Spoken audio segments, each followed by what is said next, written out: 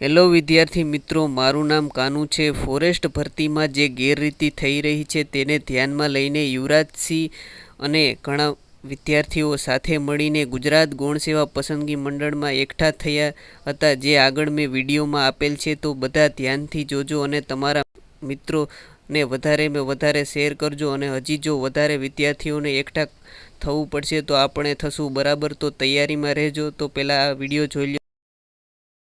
अंदर बैठा सचिव, अहिया उपस्थित पुलिस अधिकारी, गौण सेवाना अधिकारीओ, ए तमामने अमे कहीए छीए के अमे अत्यारे रजूआत करवा माटे आव्या छीए। अहिया बैठा ए तमाम पीड़ित लोको छे। जो तमे जरा पण दादागिरी, जबरदस्ती, तानाशाही जे पण कर्યું तो પછી આગળના દિવસોમાં કદાચ અત્યારે બની શકે 100 ની સંખ્યા છે તો પછી 5000 ની સંખ્યા કરતા પણ અને 50000 ની સંખ્યા કરતા પણ અમને આવડે છે। અમે ભૂતકાળમાં બિન સચિવાલય વખતે આ જગ્યાએ કરી ચૂક્યા છીએ, એટલે મહેરબાની કરીને કહીએ છીએ કે ભાઈ અમે રજૂઆત કરવા માટે આવ્યા છીએ અને અમારી રજૂઆત સાંભળવામાં આવે। કઈ ગૌણ સેવાના સચિવ કે ગૌણ સેવાના ભરતી બોર્ડના અધ્યક્ષ અમારા ટેક્સના પૈસામાંથી પગાર લે છે, કાઈના બાપુજીની પેઢી ગૌણ સેવા નથી, તો એના બાપુજીની પેઢી ન હોય અને પોતાને રાજા ન સમજતા હોય તો બહાર આવીને અમારી સાથે રજૂઆત અથવા તો અમારી જે માંગણી છે એ સાંભળે અને અમે એમ જ કે તમે અમારો પક્ષ સાંભળો, અમે તમારો પક્ષ સાંભળીશું। અમારે કાંઈ અહીંયા માથાકૂટ કરવા કે અમે કોઈ દાદાગીરી કરવા નથી આવ્યા, અમે પણ અમારો પક્ષ રાખવા માટે જ આવ્યા છીએ। કેમ કે અમારા એટલા માર્ક થાય છે કે જેને કારણે અમે પરીક્ષામાં ઈન થઈ શકીએ એવું અમારું માનવું છે। તો તમે શા માટે અમને ઈન ન કર્યા એ તમે પક્ષ રાખો, આમાં ક્યાંય પણ ખોટી માંગણી છે ના। તો આપણે આ માંગણી સાથે અહીંયા બેસવાનું છે। હું બધાને વિનંતી કરું છું કે શાંતિથી અહીંયા આપણે ગૌણ સેવાના સચિવને મળવા આવ્યા છીએ, ગૌણ સેવાના સચિવ અમારી સાથે મુલાકાત કરે એ આપણી રજૂઆત છે। અમે આવેદનપત્ર નિવેદન લઈને આવ્યા છીએ। અમારું આવેદનપત્ર નિવેદન એ ગૌણ સેવાના સચિવ અથવા તો ભરતી બોર્ડના અધ્યક્ષ એ સ્વીકારે અને અમને એમાં જવાબ આપે। આગળના દિવસમાં અમારે અમારી રણનીતિ કઈ રીતે બનાવી તો અમને પણ ખ્યાલ આવે, બાકી બંધ બારણે કે બંધબાજી રમવી એ અમને પસંદ નથી।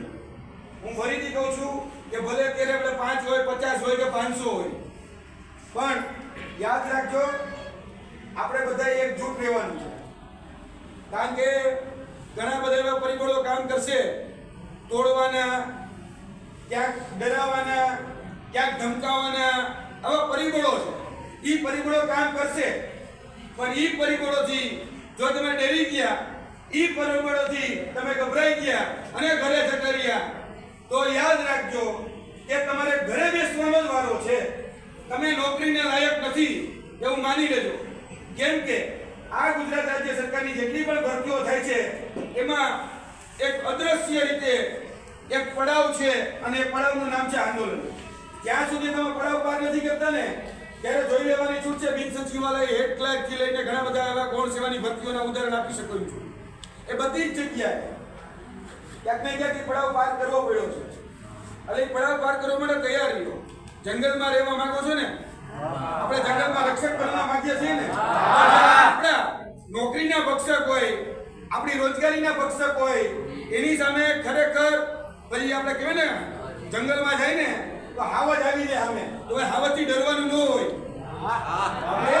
ડરવાનું નથી, કોઈથી પણ ડરવાનું નથી। અમે સિંહનું સંરક્ષણ કરવા નીકળ્યા છીએ અને તે પરિબળ અમને કામ કરશે। અમારે અવરોધ કોઈ જ નહીં બની શકે। જતી સરકાર જોડે શિક્ષકો જોડે સંઘર્ષ થયા હતા ભૂતકાળમાં, આ ફોરેસ્ટરો જોડે છે, એટલે આ ગ્રાઉન્ડ તોડી ફાડીને આવ્યા છે।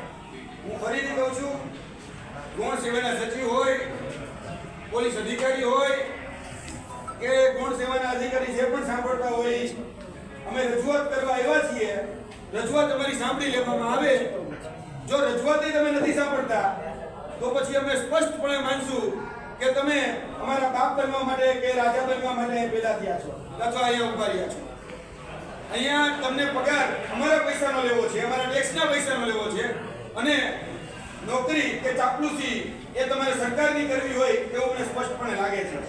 તમે સેવક છો, સેવક કોના? જનતાના, સરકારના નહીં। કારણ કે જનતા ટેક્સના પૈસા આપે છે એનાથી પગાર મળે છે। એટલે એ લોકો જનતાના સેવક છે, સરકારના કે કોઈ પાર્ટીના સેવક નથી. એને સમજાવવું જોઈએ. આપણે રજૂઆત કરવા માટે આવ્યા છીએ. આપણી માંગણી પણ બહુ વ્યાજબી છે. બે માંગણી ઉપર આજે આપણે રજૂઆત કરવા આવ્યા છીએ. એક નોર્મલાઇઝેશન અને બીજી સીબીઆરટી પદ્ધતિ. સીબીઆરટી પદ્ધતિ રદ કરવામાં આવે.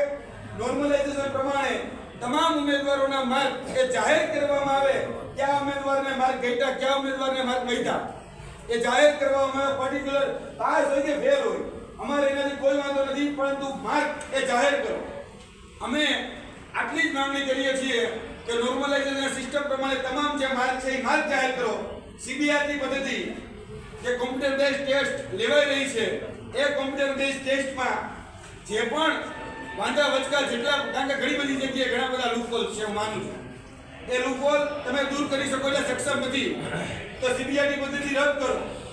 કારણ કે ભૂતકાળમાં સીબીઆરટી પદ્ધતિના કારણે અત્યાર સુધીમાં ગૌણ સેવાની 5 ભરતીઓ લેવાની છે. હમણાં રિસેન્ટલીમાં છેલ્લે સબ ઓડિટરની લેવાની, સીસીની લેવાની, એમાં પણ વિદ્યાર્થીઓને અન્યાય થયો છે. પણ એમાં શું છે, ઓછા વિદ્યાર્થીઓ છે એટલે બોલી નથી શકતા. ઓછા વિદ્યાર્થીઓને કારણે પોતાનો અવાજ નથી રાખી શકતા. ફોરેસ્ટમાં વિદ્યાર્થીઓ વધારે છે.